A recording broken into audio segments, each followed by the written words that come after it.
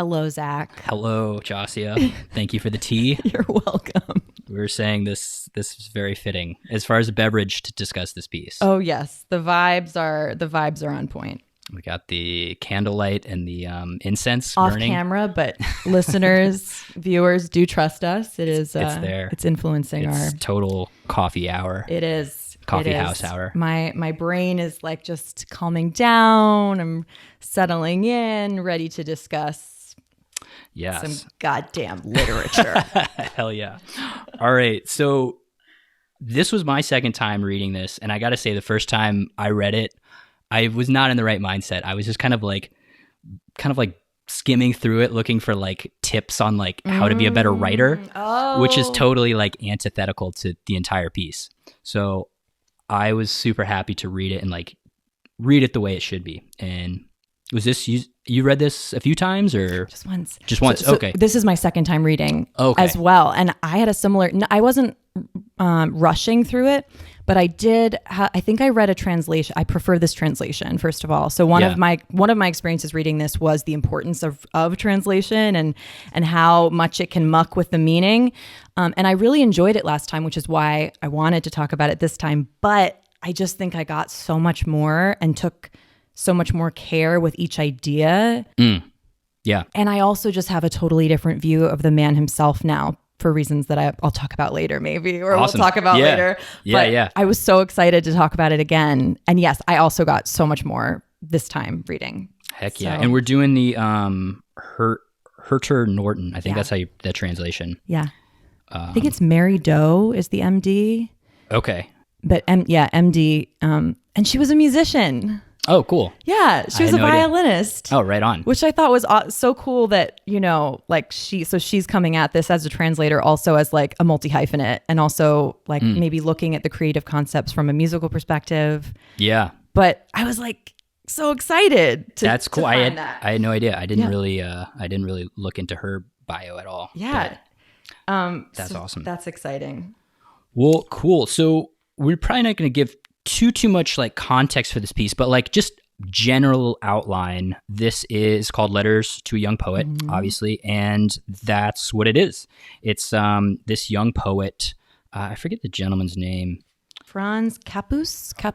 Okay, Yeah. He was writing to Rilke, who was already an established poet at that point, and he had I'm not sure if he had just finished military school or he was, but basically like around the age where he's starting to choose a career and he's kind of wondering, like a lot of young people do, like, what should I do? Like, what career should I go in? Should I be a poet or should I maybe go more the traditional route and, be a part of this like military base? And he's just kind of reaching out to Rilke to kind of ask about his poetry. He sends him some poems that just basically like, is it any good? Yeah, like so cute. Just kind of wanting, Yeah. So that's kind of the context. And then that led to like a back and forth between them over the course of like 5.5 years.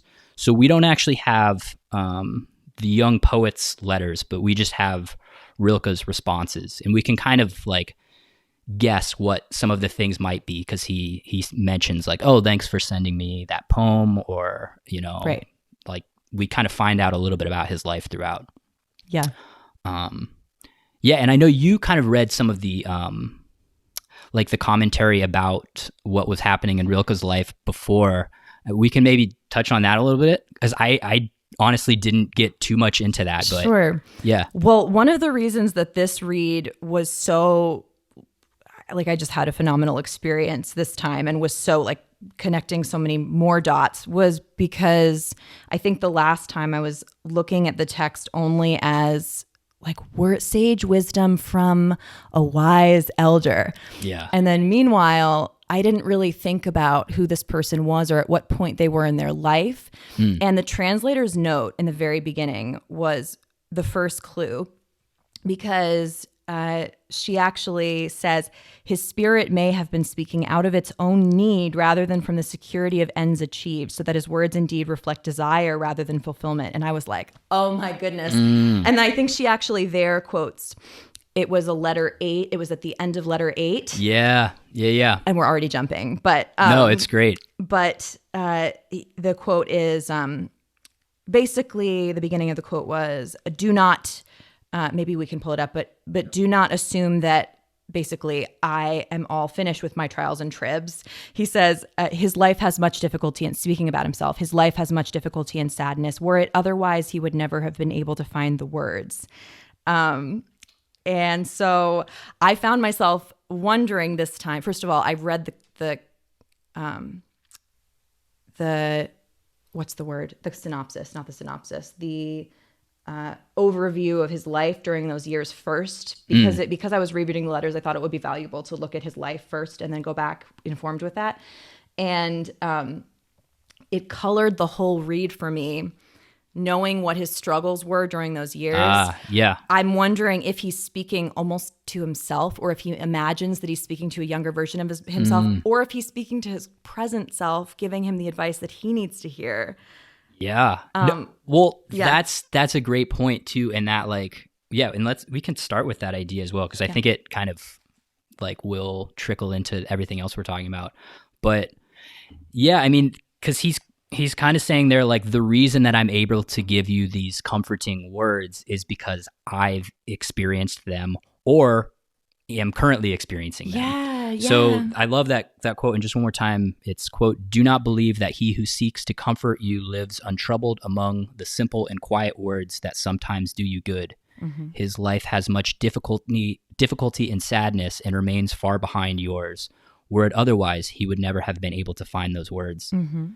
But yeah, I think that's one of those things about advice as well. A lot of times our advice for other people is advice that we need to hear, or advice to ourselves, which I think is one of the things that makes advice tricky.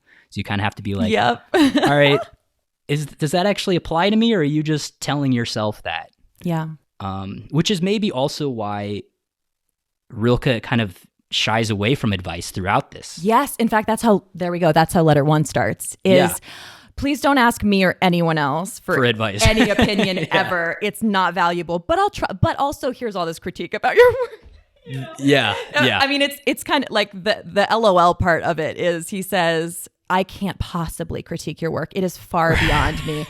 Art is a matter of the soul, and your art cannot be critiqued by any living person. That said, there's nothing really personal in your writing, and it's very generic. Yeah. And that made me laugh as well. Oh, it's funny. Because he goes into, so the context is that the young poet is asking his feedback on his poetry. Right. And he's saying I'm not even going to begin, we can't even begin to talk about art because it's this ineffable thing that words cannot begin to capture.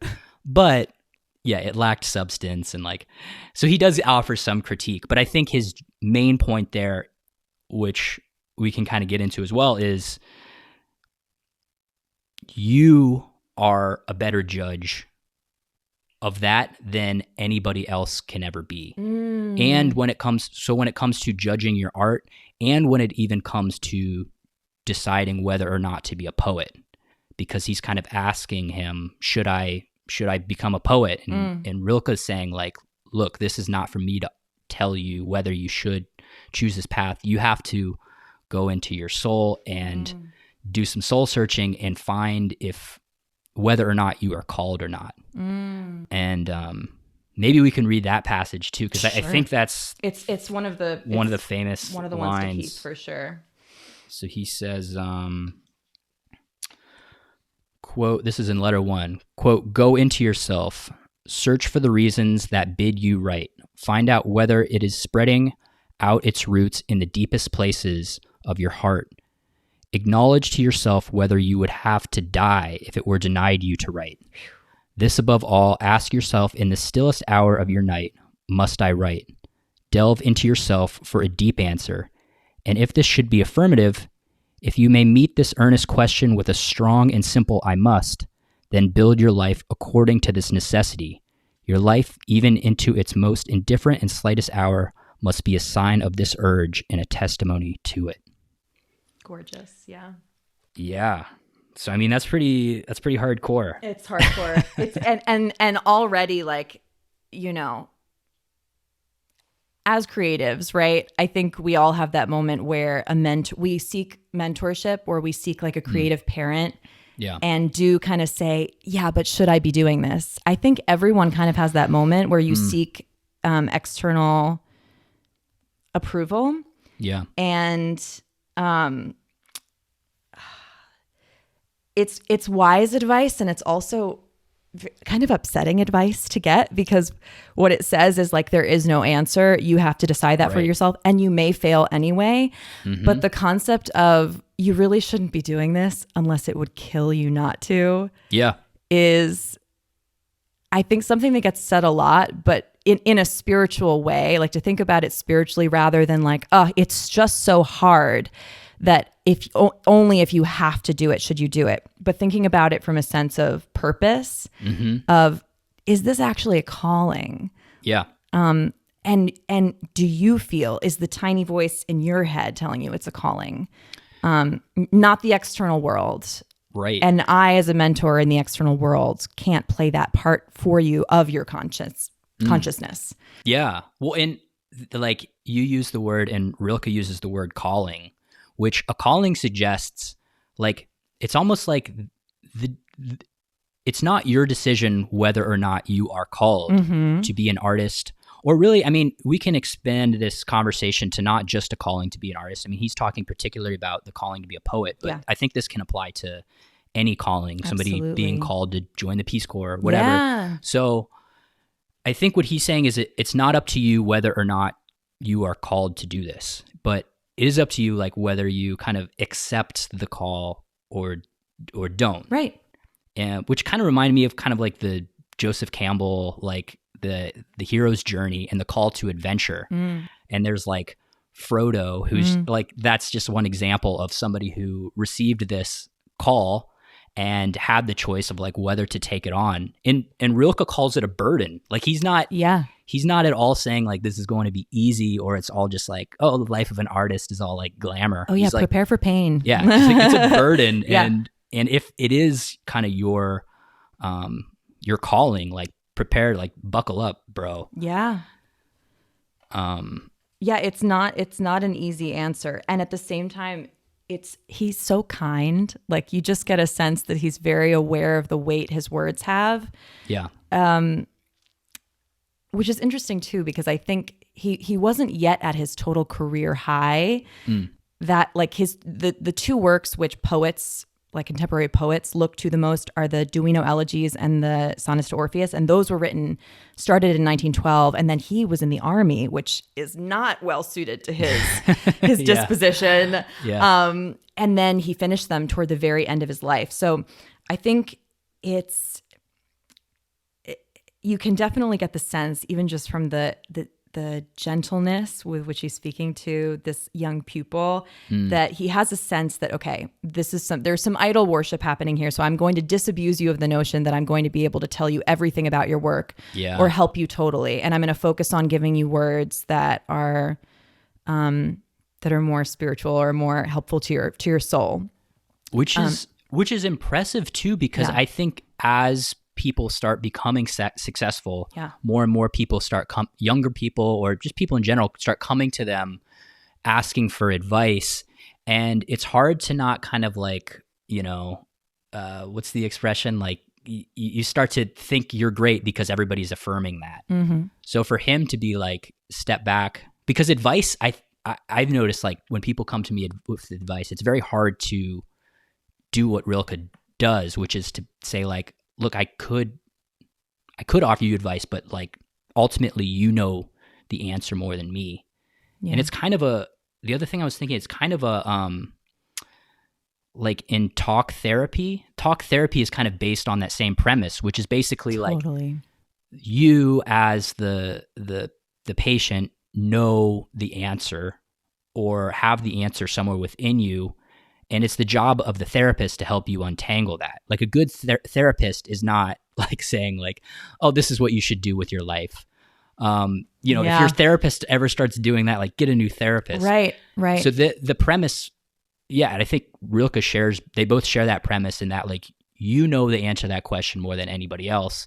And I can kind of help guide you, he kind of tells him how he might go about doing that soul searching, but ultimately it's not up to him. Yeah. So pretty heavy way to enter these letters, but it's absolutely heavy. I think the ideas that he introduces most strongly in this letter are like, if we were to graph the letter, it seems like it starts with, I can't really help you totally. That's your job. Go inward. You need to find out if this is necessary. And then I think the connecting point at the end, it's such a like well-written letter. And at the end of the letter, the line that really stood out to me was, a work of art is good if it has sprung from necessity. So I think this idea of like, if you're creating something in order to be a good artist, if you're creating something in order to please others, or if you're creating something sort of in your externally focused state, first of all, it's not going to come from you. So therefore it's not going to be unique. So therefore who cares? Because everyone's, in a sense, everything's been done before. The sense I got was that, your only true contribution to this planet that is unique is you. It's your voice. Yeah. So, it isn't necessary if it is anything else than you. And so the only art that is truly, packs a punch in that way is art that no one's ever seen before, and it has to be yours. Therefore, it is necessary because it doesn't exist yet. And so, it's frustrating advice because it doesn't give you any other course of action except to turn inward. Yeah. Which is, what he ends up talking about through most of these letters is solitude, is like being by yourself and seeing what comes out of that total and utter solitude. So it was a nice intro to the solitude arc over the course. Yeah. He would be a frustrating professor to have if you were doing an MFA or something. Truly. All your papers would come back like, I can't offer you any advice on this piece of writing. Just turn into yourself. But I think it is, and the point you brought up about art is good if it springs from necessity. I mean, that's kind of, I guess, a way to answer that question too is like, if nobody was going to see this art, would you still be creating it? That can kind of be a way to answer that question too, which is maybe just a different way of asking it as he does. Like if you would die, and again, maybe he's talking about a literal death. Like if you have, we could paint a picture where somebody is like holding a gun to their head and there's like, you either write or I'm going to shoot you. But it could just be him talking more in like a metaphorical death in terms of like, you would still be living, maybe working your more,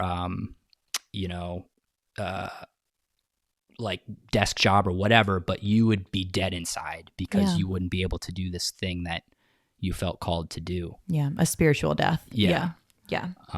I think so. I mean, but also as a person who clearly, struggled throughout his life with depression and like often didn't feel just well at heart, like well spiritually.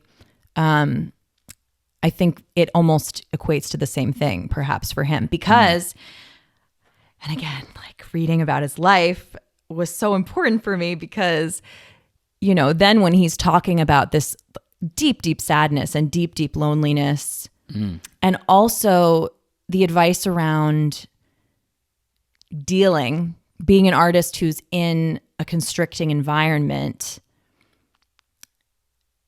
it brought it home more to know that he had this deep sadness around his childhood, that he was in military school and got constantly bullied and felt just like, I'm not in the right place. Yeah. And then continually throughout his life, and I guess there is a letter that talks more about education, so perhaps we'll leave it. But this idea of like having missed something essential that came from the outside world. So the only place he could go was inward. Yeah. Because, there was no place for that artist to emerge in the external. It had to just exist in this kind of tender, sensitive soul. Right. Trying to find his way. So, how to connect that. And I think it's interesting that this young man has also come out of military school and ends up going to the military. Yeah, they share that. I think it might even have been the same one. I wasn't quite. It is. Yeah, Yeah. because they had like the same professor. Yeah. So they kind of share that bond too. Yeah, and then he tells him, please tell him I got a lot from him. Basically, he's a lovely man. But then when you hear tell of his life later, he speaks with such, he's really down on that school. So I wonder if that's even true, if he's sort of wrong-footing us there, because he says, gosh, the experience was so terrible that even the bright moments were lopped into it, just the terribleness of the experience. But yeah, I think he's able to have that empathy for him because he's been like, yo, man, I've been to that school. Like it's a bummer. Like, Yep, I've been there. The other idea in this first letter that I know stuck out to me, he then, like we kind of joked about earlier, he does actually offer some advice after telling him that he can't. Yeah. So he tells him to stay away from writing about love poems, and just, I got the sense he's saying like stay away from the topics that are just very generic and have been done to death, because like it's going to be really hard to put your own stamp on that, just because there's been so many masters throughout time who have already done that. So, write about what is around you, write about your experiences, your memories. And then he says this quote, if your daily life seems poor, do not blame it. Blame yourself. Tell yourself that you are not poet enough to call for its riches. For to the Creator, there is no poverty and no poor, indifferent place. Mm-hmm. Yeah, the metaphor about the prisoner too. Like even if you were, it comes right after. I didn't quote it in my journal here, but even if you were locked up and the walls were shutting out everything on the outside, you would still have your childhood memories. And what a gift that is. Yeah. Which I think is fascinating, because he speaks about in his other letters so constantly about feeling sort of an entrapment in his surroundings, even though he moves around constantly. He's like, and then even when he finds a place he kind of likes, he's like, oh, but it's not my home. I have to like work to set it up. So he feels trapped by his surroundings, is constantly moving around, and sort of has a lack of contentment. So perhaps he's felt like a prisoner, but he literally felt like a prisoner in this school. Like, I'm trapped in a place that doesn't, nurture my heart. And I don't feel like I'm right here. And his childhood wasn't particularly happy. Like, he doesn't look on it with much fondness. So the fact that he says that, he acknowledges even that, even that painfulness of my childhood, there's a solitude there. There's somewhere inside of that, like it's a spaceship for me to go away to my solitude. And fascinating too is like this language about being a prisoner made me think about his poem that's in the movie Awakenings. Do you remember it? It's The Panther. No, I'm not familiar. It's in that moment when, oh gosh, what's the actor's name? The character is spelling out on a Ouija board, Rilke, the Panther. Okay. Because he's trying to communicate and he can't communicate verbally. And at this point, Sachs doesn't even know if they can understand what he's saying to them, and he's trying to communicate with them. And sure enough, he spells out Rilke, the Panther, and he reads it. And it's a poem about a panther like pacing inside a cage and looking out on the world and feeling trapped. And like, so this experience of entrapment. And I think it's fascinating that this shows up even in the first letter, because it's clearly something that Rilke like really deeply identifies with, this feeling of being trapped or being a prisoner. Yeah, absolutely. And yeah, I'm sure we'll get into solitude a lot, because I mean that theme comes up a ton. It's his thing. It's kind of a big deal for him. It's a big deal for him, and he sees the way the metaphor I kind of use to understand, I think he sees like when you are in solitude, like the distance between you and everybody else, like it expands, and as it expands, you expand as well. Yes. And the metaphor I kind of thought was like the whole thing about like the like a turtle will grow to the size of the tank that it's in. Oh, yeah. So I got the sense that he's kind of saying that, and like when your surroundings expand, like you will grow as well. And that when you are in solitude, you should really, you should be grateful for that and embrace it rather than turning away from it, because like that's where some of your biggest growth will come, and you will kind of like evolve into like a larger person. Yeah. The fully expressed version of yourself, rather than the one that grew into the conditioned tank, right? Yeah. The tank that mom and dad gave you is not the tank that, will evolve you to your highest self. Right. Yeah. I love the turtle metaphor. That's amazing. Yeah. My metaphor, not his. So take it or leave it. But that's awesome. And the other thing I thought about with this quote of like, if your surroundings seem poor, like blame yourself, not the surroundings. Right. It made me think of like when people say like, if you're bored in conversation, it means you're boring. It doesn't mean like other people are boring. Right. So I think he's saying that like a truly creative person is somebody who is able to kind of find the beauty or the uniqueness in any situation, even if it's only within yourself. Yeah. Even if and I think that's true of a lot of like artists or just great minds in general, is that like, I can read David Foster Wallace like write about tax code, and it's like enthralling, so just well because written. he is able to see all of these things. Meanwhile, somebody else maybe lacking that unique view on the world, writing about like something that's maybe like more like objectively interesting, like I don't know, rock climbing or something. Like, and it's boring as hell. Boring, you're like falling asleep. So, totally. It's a bit of like tough love. Like, if the environment seems boring, like you're boring. Yeah. Well, and especially coming from someone who consciously seeks so much solitude, so much space from his surroundings, where even in these like beautiful cities he's in, he's just like, this is not right. I don't feel right. It's like, cause I feel like I can't get away from everything. I mean, there's a lot to be said about like that level of really truly applying that concept in every area of your life, because he had like a wife and kid that he never saw because he was just like, bye. Yeah. I'm going to go. I mean, I think the kid lived with maybe his wife's parents, Clara. But it's, I don't know how applicable to its extreme that advice really is.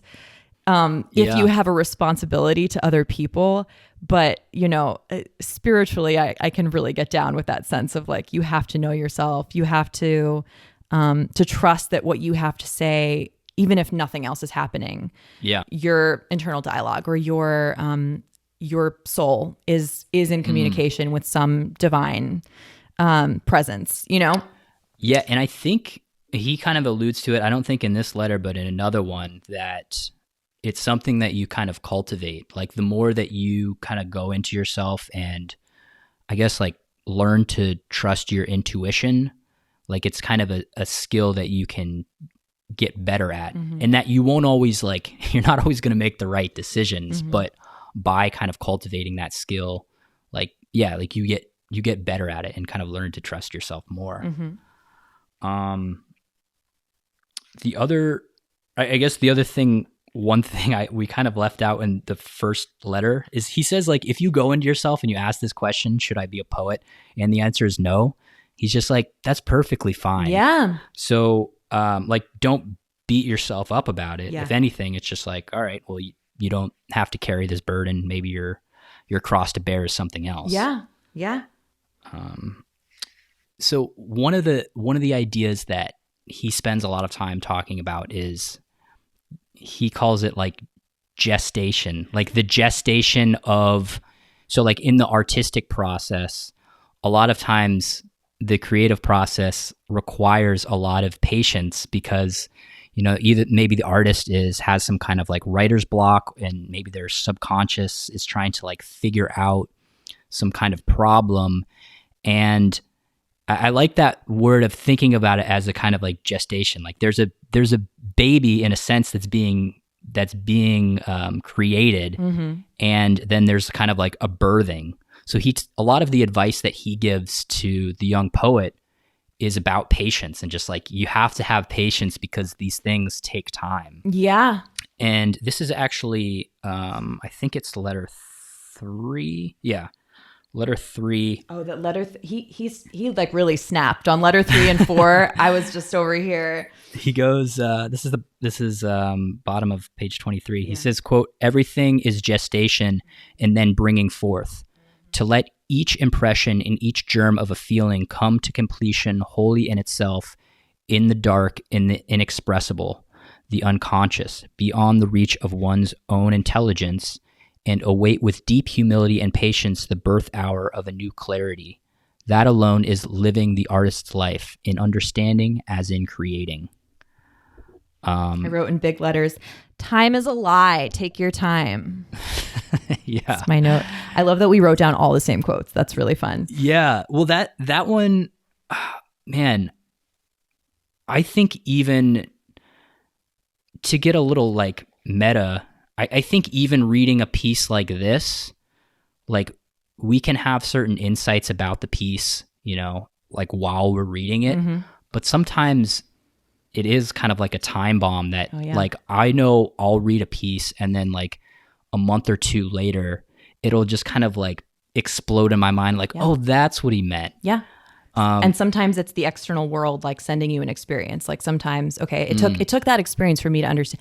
It took that love for me to experience this thing about love. Or it took, it took that person saying that thing for me to hold the idea under a different light, or for me to notice the prismatic quality of this thing. Yeah. Which, speaking of time, can we read the one on page 24? Can I read it? Yeah. This is my favorite. And this is actually one of the, this quote came back to me. I think it was just shared on the internet, which is part of what brought this book back into my... on your radar? Yeah, it put it back front of mind, which is part of the reason why I wanted to do it. Yeah. But the quote is on page 24 of this translation: "There is here no measuring with time. No year matters, and 10 years are nothing. Being an artist means not reckoning and counting, but ripening like the tree which does not force its sap and stands confident in the storms of spring without the fear that after them may come no summer.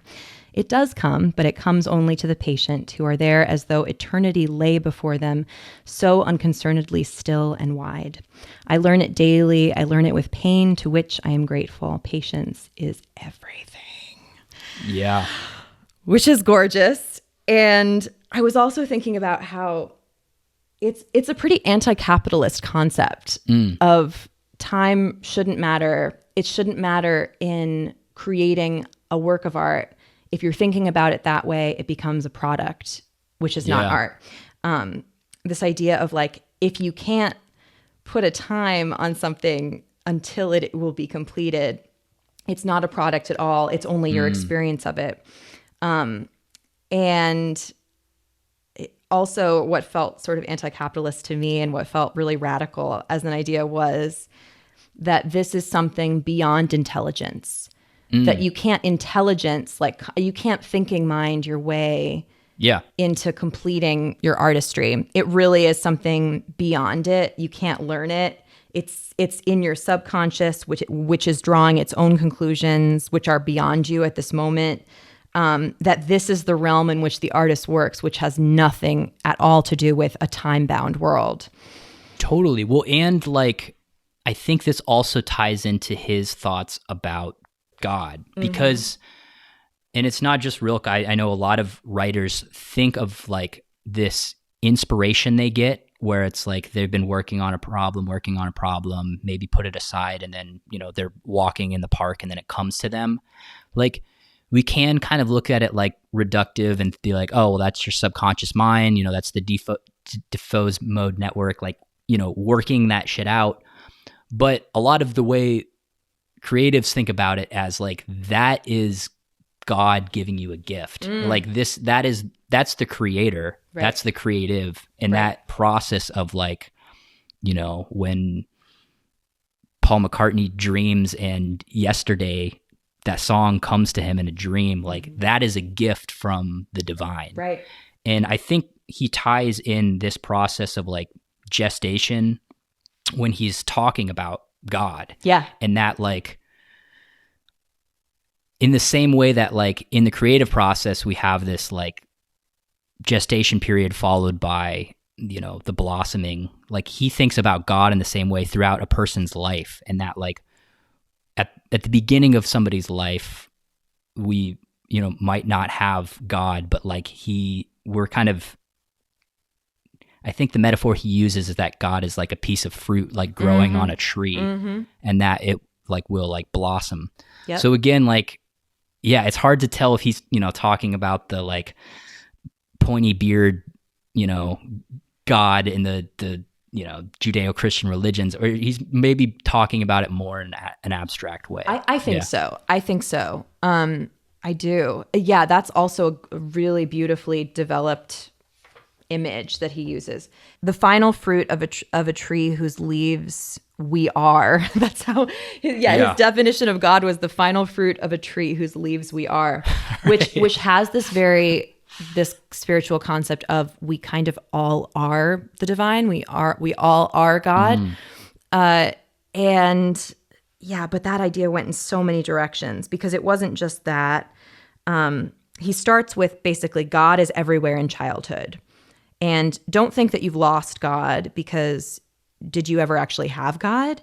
And can you ever have God? Because isn't God somewhere in the future? Isn't God constantly creating, like, in order to create everything, wouldn't he have to be the last thing? Wouldn't everything, in order for him to contain, or him, we're using him, but if God were to contain everything, wouldn't everything else, including you, have to come before it? And if like the divine design is starts small and explodes outward, Can I just say that quote? Do it, please. He says, quote, "If he is the most perfect, must not the lesser be before him, so that he can choose himself out of a fullness and overflow." Right. And the idea you said about, like, people talk about, like, I lost God. He kind of thinks this is ridiculous. Right. He says, quote, "Do you believe that anyone who really has him could lose him like a stone?" Yeah. So I think his thought is like a child cannot hold God, and that, like, it is the idea of losing God is a little absurd to him, right? And that it's more likely that, like, God is coming in some way, or blossoming, to use his metaphor. Yeah. In the same way, like, again, we talked about gestation. Like, he even uses that word in relation to this idea. Yeah. And then again, that concept of creation and he goes into procreation, because it's very touching, because this boy like had questions about sex, because I love what he chooses to talk about. So like from what he chooses to talk about, I have my own hypotheses about what the letter to him was.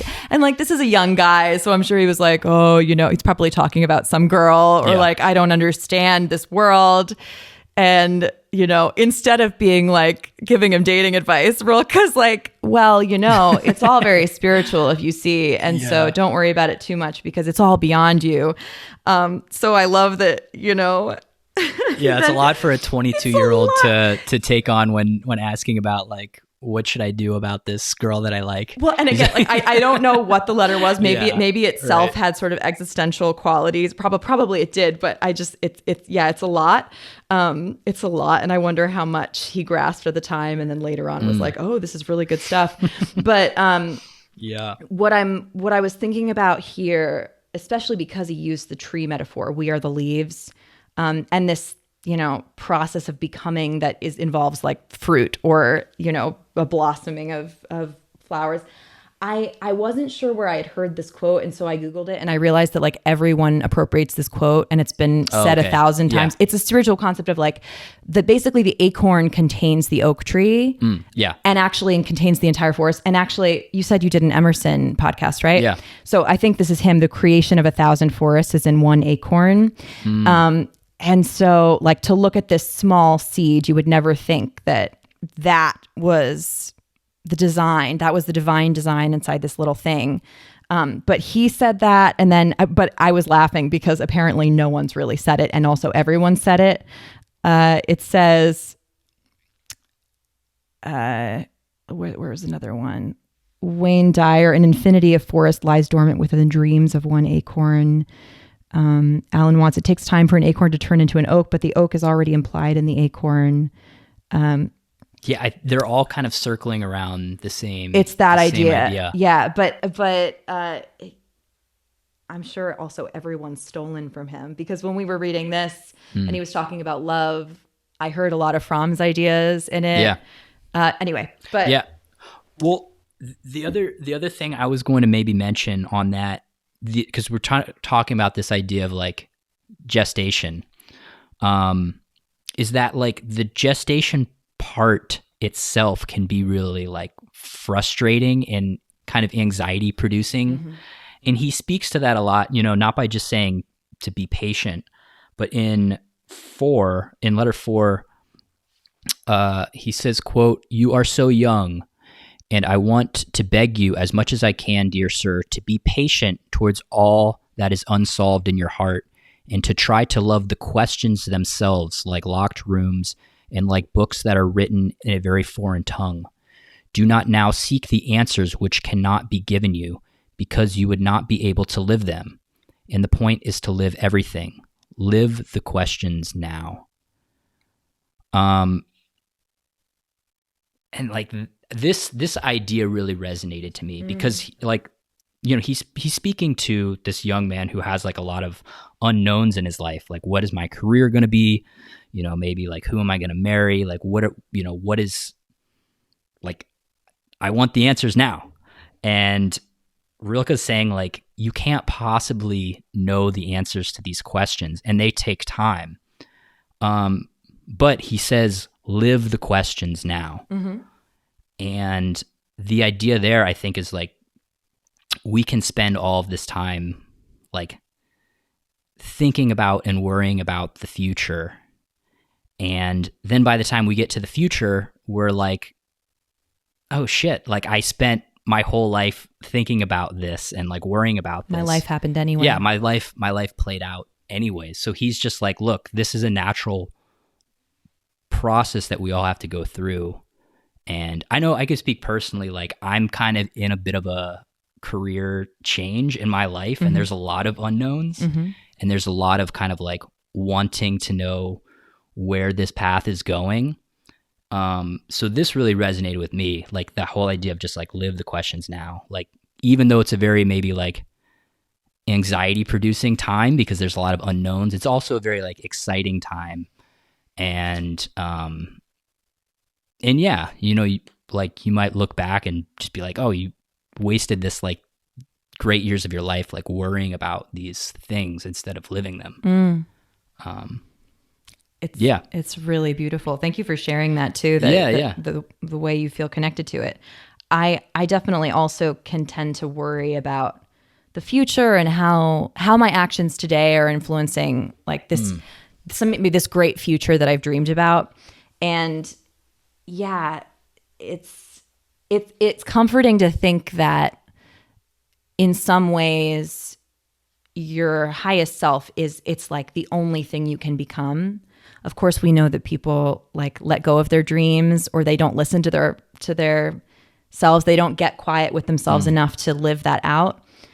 But yeah, I love the permission he gives the young poet to live into the answers. Like, the only way you can find the answer is by living it. That's the only option. Yeah. Because if you're worrying about it, you actually aren't living at all. But it's nice to think that time itself will unfold to you a lot of your answers, but that maybe you can't do it yourself at all, that it's not really your place. Which that idea I think is different than like, I don't know, a lot of people, like maybe somebody like Napoleon Hill, or like this guy Maxwell, what's his name? I forget the other, he wrote Psycho-Cybernetics, but their idea is that like, I've been wanting to read that. You have to know exactly where you're going, and like, how do you expect to get to a place if you're not focused on the destination? Mm-hmm. And they kind of use that metaphor of like, if you're headed somewhere and you don't know where you're headed, like, how are you ever going to get there? Yeah. I think Rilke would like poo-poo that idea, because he kind of thinks like, the idea of thinking that we ultimately know the answers to a lot of these big questions, like at all parts of our life, is like ridiculous. Yeah. Just because like things change, and like he says, you can't even pretend to know some of these answers. Yeah. So I think that's maybe like a good contrast in terms of like, yeah, those ideas I think are kind of at ends or at odds with each other. I think so too. Like it's like trying to reach.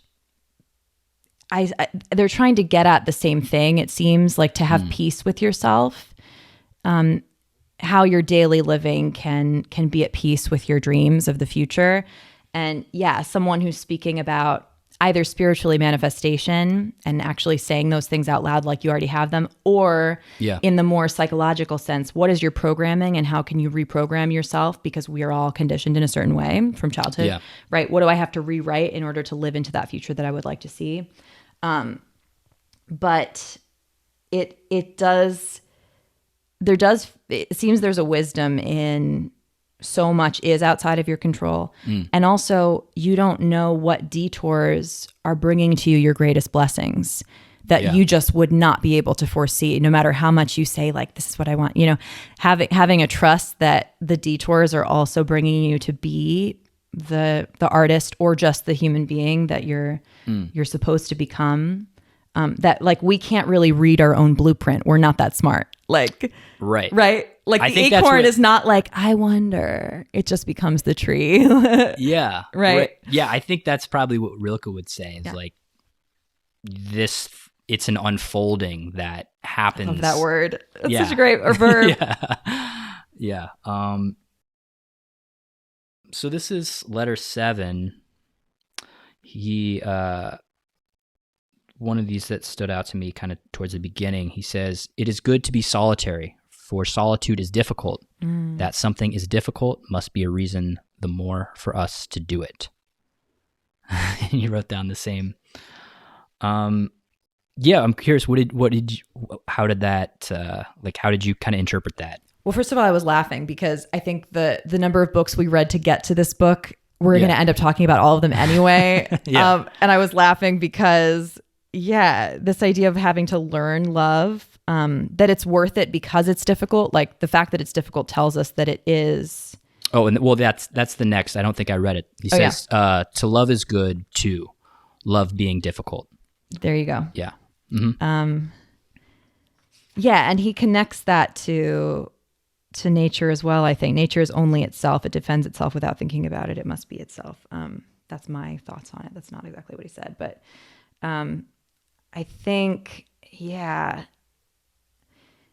definitely, and again, I wonder how this connects to his own relationships, but he's saying that it's another one of those unknowables that you can't know it when you're young. You can't know it except by doing it, but also people do it in an unlearned way all the time. Yeah. Fall head over heels into these relationships. And he has definite problem with that. Right. Yeah. And into conventions that are set up for them already by society, he speaks about. But I think his thesis on that seems to be again, solitude, is that how can you possibly have a union? Like what is a union if both people are incomplete? That isn't a union at all. Like basically two halves becoming one whole, but you've forgotten that there are two people here. So if each person hasn't found their own solitude, AKA,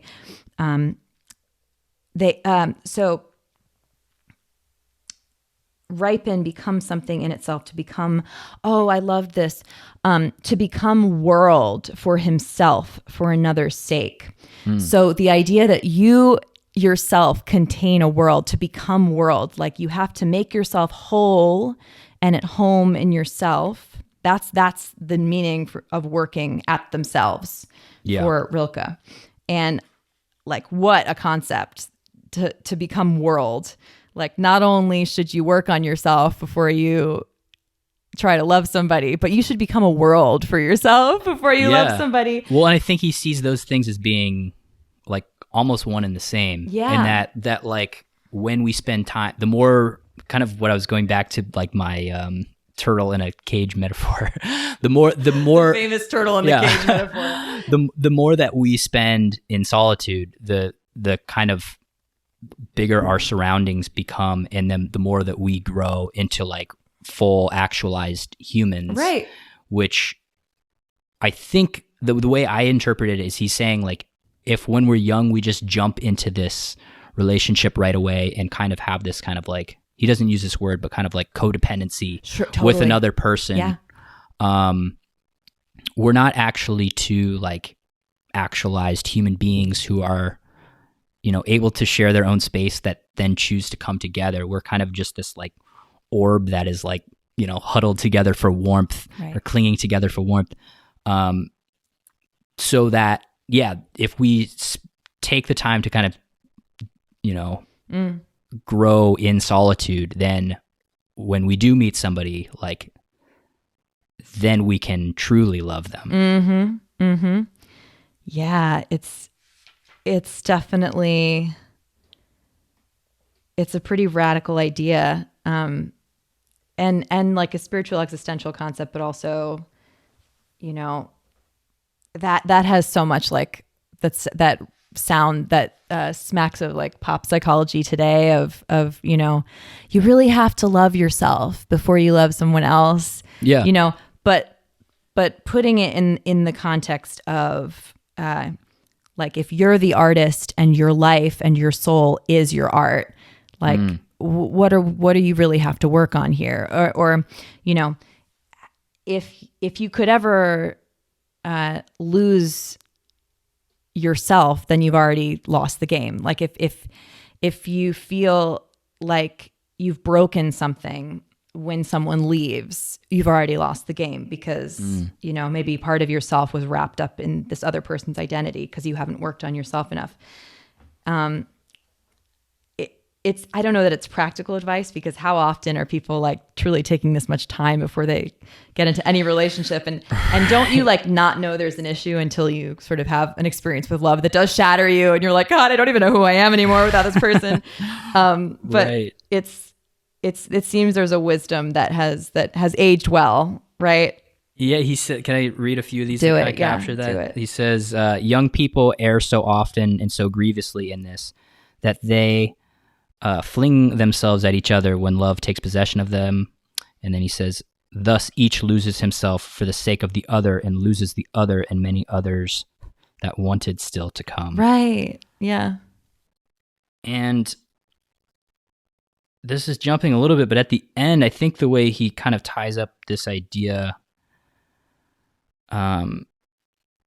he's talking about this new form of loving, and I think he's speaking about it in the context of like a romantic relationship, where you have like the kind of fully actualized man and the fully actualized woman. Like there's a kind of the terms he's using to describe this coming together, and he says, let's see, he says, and this more human love will resemble that which we are preparing with struggle and toil. The love that consists in this, that two solitudes protect and border and salute each other.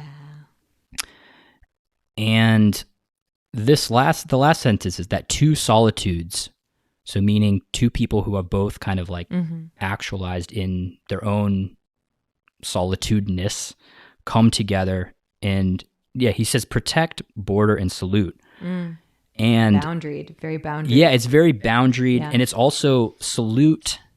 Salute kind of made me think of, like, in the army when you're saluting somebody, it's a sign of mutual respect. Yeah. And it got me thinking, I think kind of the idea here is similar to like namaste in Hinduism, where it's like the God in me. What does namaste mean? The God in me recognizes the God bows in you. To the bows divinity. to the yeah, bows to the God exactly. in you. Recognizes, bows, salutes. Yep. And he doesn't use namaste or Hinduism, but I think he's kind of getting at the same thing. Sure, absolutely. It's a kind of like reverence for the other person as an individual. Absolutely, absolutely. Yeah, I also wrote that down too, and I found it very striking. And there's a lovely sort of riffing on the idea here of what it would actually mean for two partners to be equals, which I think is pretty forward thinking for his time. Yeah.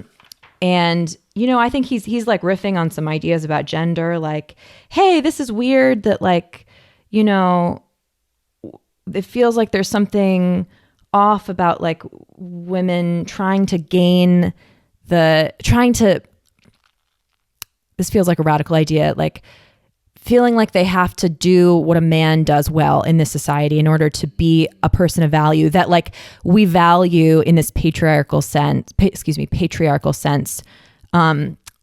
the patriarchy has set up. This is not his words, but my understanding of it, what has been set up as like the top of the food chain, as it will, like a top of this hierarchy is like what a man can achieve, that like almost, I mean, he has a lot in here about like, okay, women are different. And so I'm less drawn to that, but I'm drawn to this idea that he thinks that there's nothing to be gained for fighting for women to just be like men, because that's not working anyway. And that, you know, it's not that these are polar opposites that have to occupy specific places. It's that these are in a relationship, or I guess in a relationship between two people. These are two separate people who each have their own world. Yeah. Could I read the quote that captures that? Yeah. This is page 44. He says, quote, "The girl and the woman in their unfolding will but in passing be imitators of masculine ways, good and bad, and repeaters of masculine professions. After the uncertainty of such transitions, it will become apparent that women were only going through the profusion and the vicissitudes of those often ridiculous disguises in order to cleanse their own most characteristic nature of the distorting influences of other sex." And then he says, "Women in whom life lingers and dwells more immediately, more fruitfully, and more confidently must surely have been fundamentally riper people, more human people than easygoing man, who is not pulled down the surface of life by the weight of any fruit of his body, and who presumptuous and hasty undervalues what he thinks he loves." Yeah, so there's a lot there. There's a real gravity to what he's saying about like, there's like a gravity to, okay, you can literally bear fruit.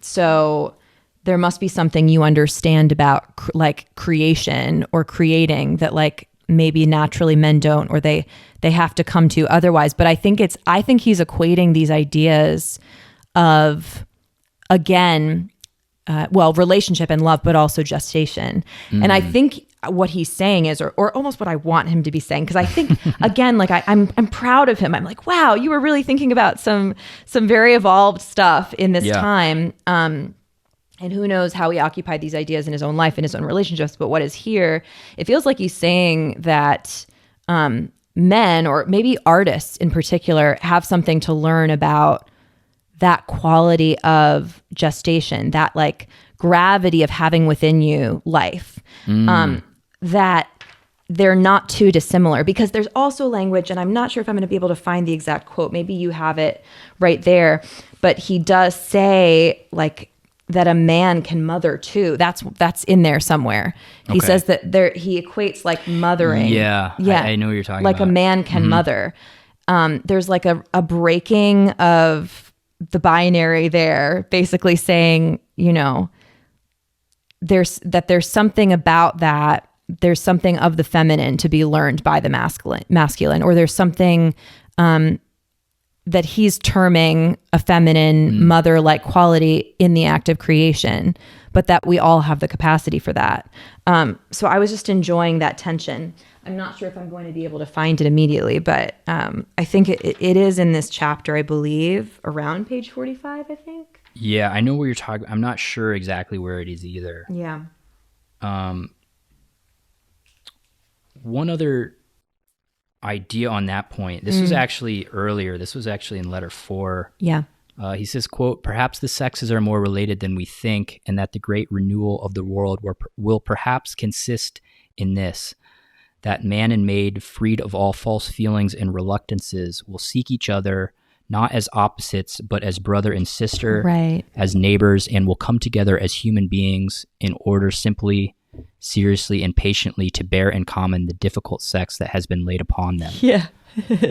That's really lovely. I wonder if that was kind of a wink at the initial question in the letter of like what difficult problem of sex was this young man really asking for help with? And then like, well, you want to talk about how sex is difficult. Let's really get into it. Yeah. Well, and I don't know about you. I mean, maybe it's just because I read this recently, but it kind of reminded me of a little bit of like Martin Luther King's idea in I Have a Dream speech.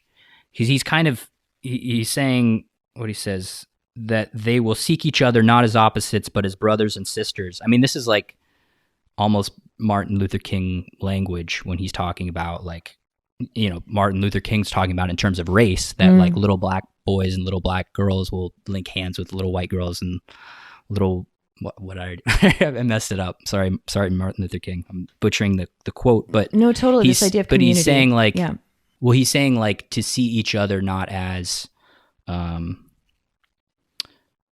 like a different gender, but as humans. And like I think that's what Rilke's saying, to see each other not as opposites, but as brothers and sisters, and to come together as human beings. Yeah, I think so. And also I think like within that, yes, we're all human beings, no matter what gender we happen to be. But within that idea, and also we are all tremendously different because we are all alone. Like that's, you know, we can only ever be alone with ourselves. So you can never truly know someone else, but honoring within that, they're on a journey as complex as yours. And, you know, embodying a humanity and an identity that is as complex and as lonely, has as much solitude as your own. Yeah, there's a lot of like, and also it feels like just the way it's written, he is kind of riffing, he is trying to figure it out for himself, or, you know, like a lot of these ideas are very lofty and, you know, again, I don't know how he, as the human being, was operating within his personal relationships, but there's a lot that's really lovely and hopeful in here. Yeah. I know he kind of comes under attack a little bit in that regard, because I guess he kind of did jump from woman to woman in his personal relationships, which I guess, you know, certain people have issue with, like maybe he thought of things one way and lived them, but I mean, I know it's a tough one. How do you separate the artist from the person? Yeah, sure. Or should you? But what do you think? One thing I was going to bring up, just to kind of like rain on Rilke's parade a little bit. So he's talking very much about this idea of like the solitudes coming together. Yeah. And it made me think of, I read this book Attached, which is like pretty popular these days. It's about like different attachment styles in adult relationships. And there's this idea at the beginning of the book called the codependency myth. And just wanted to read this real quick. So the author says, the codependency movement and other currently popular self-help approaches portray relationships in a way that is remarkably similar to the views held in the first half of the 20th century about the child-parent bond. And what they're referring to there is, in the first half of the 20th century, there was an idea that like, if you like hold your baby too much when it's crying, that it will like not be able to be self-sufficient and will like rely and let it cry. Basically like let the baby cry. And basically that myth has kind of been busted. They like realize there's not really any science supporting that, and that if you don't hold your baby, you might mess up the baby. Yeah, so that's what they're saying. So they're saying related to that idea is this kind of idea. She says, today's experts offer advice that goes something like this: your happiness is something that should come from within and should not be dependent on your lover or your mate. Your well-being is not their responsibility, and theirs is not yours. Each person needs to look after himself or herself. The basic premise underlying this point of view is that the ideal relationship is one between two self-sufficient people who unite in a mature, respectful way while maintaining clear boundaries, which I think is kind of what Rilke's advocating. Totally. And they're kind of saying the opposite. They say our need for someone to share our lives with is part of our genetic makeup and has nothing to do with how much we love ourselves or how fulfilled we feel on our own. So that kind of struck me, that they're kind of saying like your need for other people is not like a sign of your inadequacy as a person, like that. So I don't know. I kind of want to throw that in the mix because I think it does go against what Rilke's advocating a little bit. I mean, I think that yes, interdependency, like differentiating between what codependency and interdependency are, is very important. Like, to what degree are the patterns you live through and with and learn, are they harming you? Like, to what degree are they impeding you from living a full and happy life? And to what degree are they actually necessary functions of that life? Like, yes, I totally feel that, or I also believe, based on what I've come into contact with in literature or self-help or, my own journey, that you would know, like, truly no man is an island. No man or woman or person is an island. We all need other people. We all need community. There's been studies linked to, increased like health and longer life for people who live in a community where there's an actual community where they see other people that are not their husband or wife or person or spouse every day. Like, every day I walk down and I play chess or I have an espresso with somebody. And I think this is in a study on centenarians and the people who live the longest. And I think it's called a blue. Have you heard about it? Yeah. Is it called a blue zones? Blue zones, right? Yeah. And they were trying to figure out what the similarities were between these people who all lived so long. And a lot of times it like wasn't that they were married or had a spouse. It wasn't, the biggest similarity wasn't diet. It was, well, I think there were certain things like you drink a little bit, you have a little coffee, but like one of the biggest things that connected all of them was that they had people around them. They weren't alone. Strong sense of community. And like, I think the differentiating between the community or support and love one finds with a partner, with one other person, or, in this model, one spouse, versus like what it means to actually be loved and loving in and by a community. And so, clearly there's something that's scientifically proven that, we need each other. Yeah. And so I wonder, Rilke didn't have it all figured out. He was deeply sad for a lot of his life. Like, he struggled deeply. And so he's writing into and about some of these things.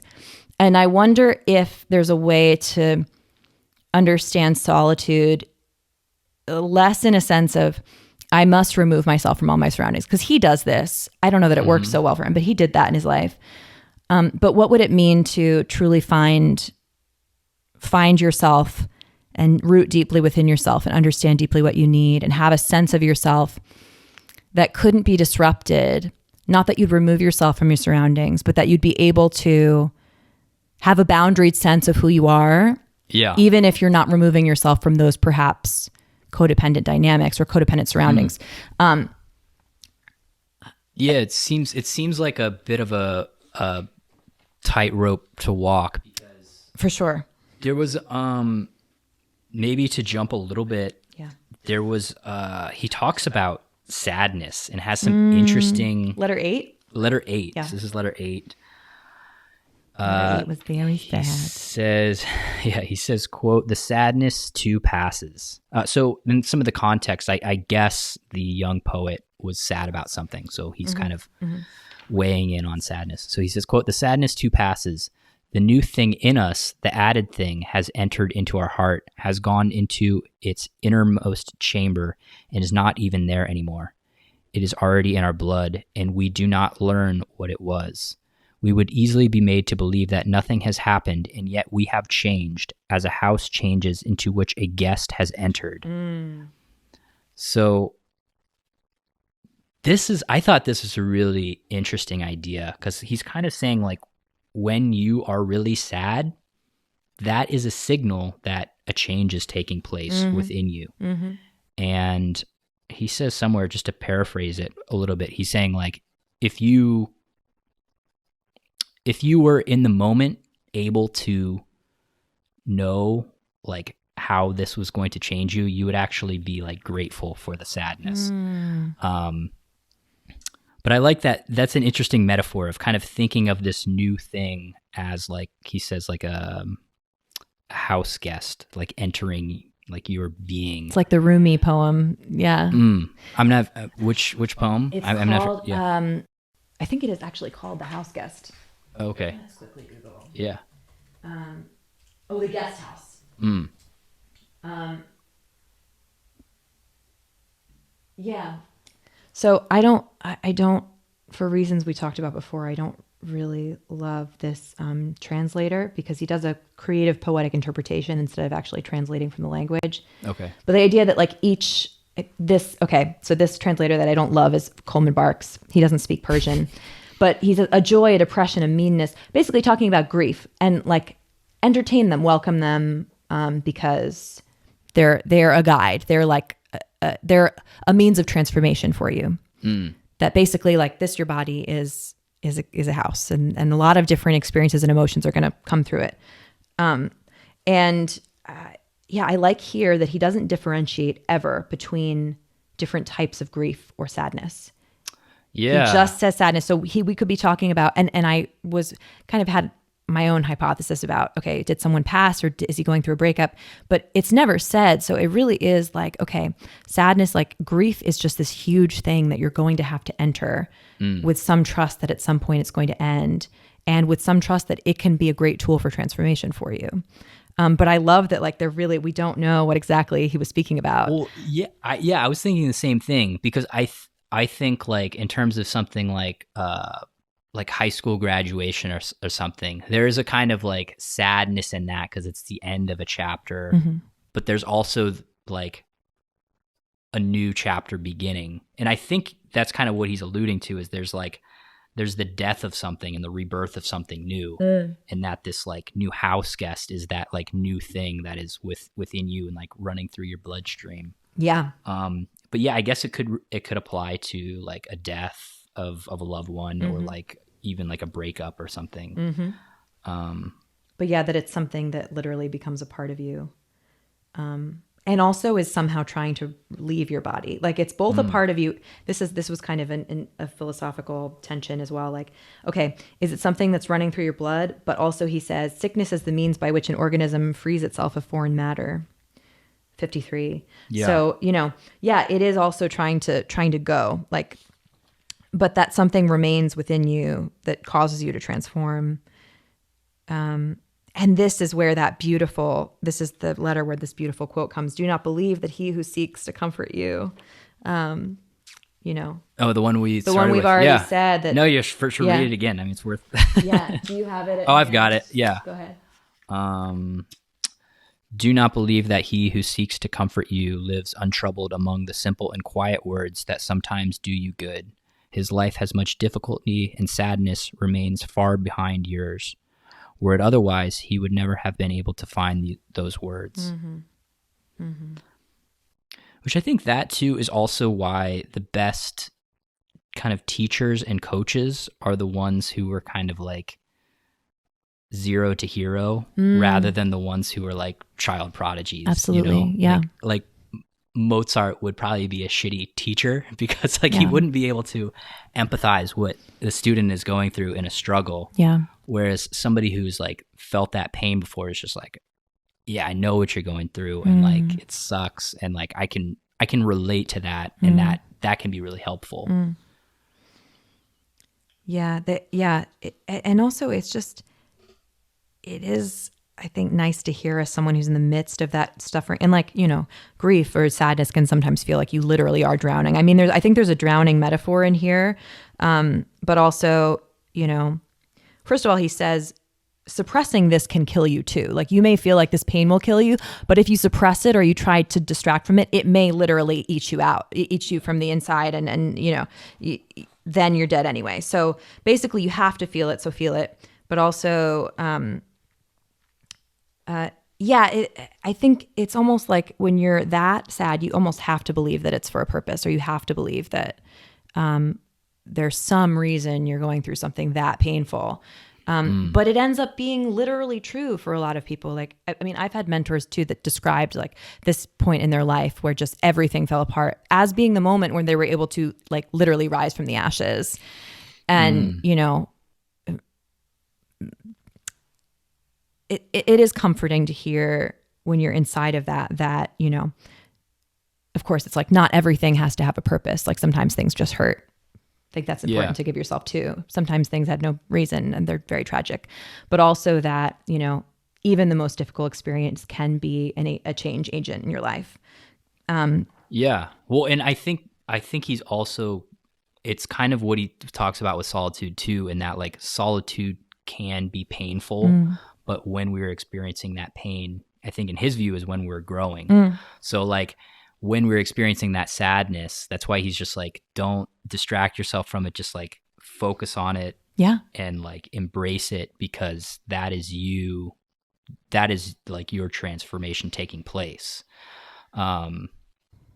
It is that spiritual concept too, which was like first introduced to me in The Power of Now, but he didn't come up with that. This idea of dying before you die, of having that death. I guess it is also an ego death of understanding that death is the only reality, that solitude is the only reality. I truly will only be alone with myself. No one really will ever totally know me. But like, it sounds so weird, but like there is a hope that comes out of that, of like, there is nowhere else you can go from that, but okay, like that's it. And then whatever joy comes to me in my life after that is a new and beautiful thing. But all change, I mean, it's like become a cliche, but like all change is painful. Like growing pains, or like, you know, a snake shedding its skin is like, there's a certain like, we like to think about like transformation kind of in this like always kind of like optimistic, positive, like, oh, it'll change your life. It'll change your life. Yeah. But like changing your life can be hard and sad, and there's grief and there's guilt and there's all kinds of things involved. I mean, I know for me, a lot of my like big life changes, there's different cycles of like, this is really exciting. It's also really scary. And it's also like really sad because I'm kind of mourning this chapter of my life that is now over. And that chapter can be like we said, like, I don't know, high school or college or whatever, but it can also be like this chapter of my life with this partner, or this chapter of my life with this family member who is now dead. Like, so I think he's just adding some nuance to this process of change, and that like, I guess on one hand we can look at it as like, change isn't all like rosy, like there is kind of sadness, but then we can also flip the coin and say sadness isn't all terrible. There's also like transformation and like growth and everything that can come from it. So I don't know. I like that a lot. Yeah, me too. There's a lot there. That was very rich. Well, awesome. I mean, this was really great, and this was such a rich piece. I know. Like, we covered a lot. We talked about God. We talked about love. Yeah. Thank you so much for doing this. We've kind of been back and forth, like trying to figure out a piece for the last couple months, but I guess Rilke would probably say it was like in its gestation period. Yes. that we needed to land on this. And in fact, you even mentioned like talking about astrology. Listeners, I love astrology. And I was even freaking out because not only was there all the content about love, and we had spoken about talking about love and from and hooks, but talking about his age, like the time that he was writing these letters, which ended up being one of the things he's known most for. I mean, I think the layman who's not a poet, who hasn't read his poetry, I think this would be or a lot artists of other disciplines love this work. Yeah. You know, it's like very, it resonates with people. He wrote this in his Saturn return, which is like the time, it's when Saturn returns to the place basically that it was when you were born. Which is how old for people? So for me, like it fell like end of 27 into like, it's going to be like a 2.5 year period. For a lot of people, it's like a 2.5, 3 year period. Yeah. But like this age is like very prominent. It's the time when a lot of people like get and we can talk about this, maybe it has to do with the age you're becoming and feeling like you need to change. But a lot of people get married, have kids, get divorced, change careers, go back to school. That was me and my Saturn. Was it Saturn return? Saturn return.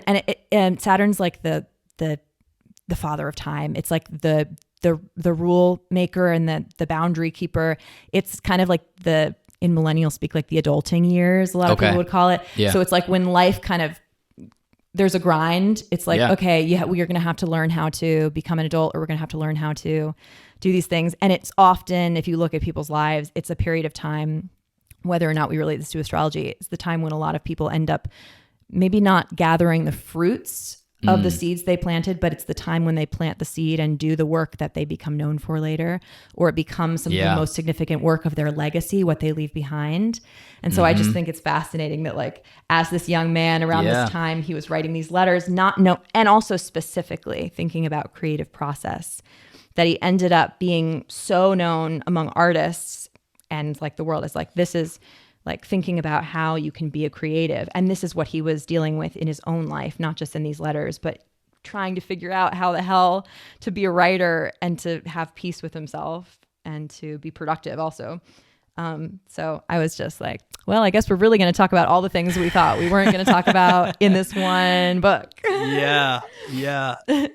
No, totally. It is cool to watch his transformation, and how that, like, you can see how he's going through his own transformation and trying to relay that to a younger version of himself as well. Mm-hmm. There's kind of like two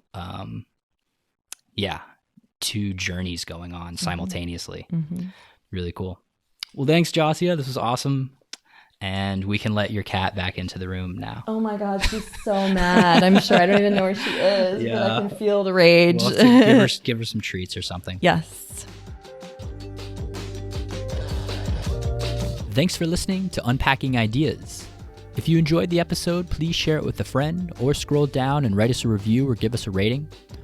All that stuff really helps with the algorithm so that more people can discover the show.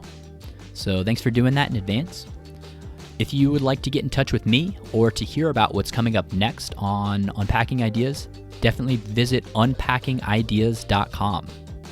And finally, if you would like to hear more from my guest, Josia, and to hear about what she is up to, check her out on Instagram at @thejosia. That's TheJasia. She is a musician and actress and has shows all over the New York City area, as well as different songs that are streaming. So definitely check her out on Instagram. All right, guys, that's going to do it for today. Thank you so much for listening. I will see you next time.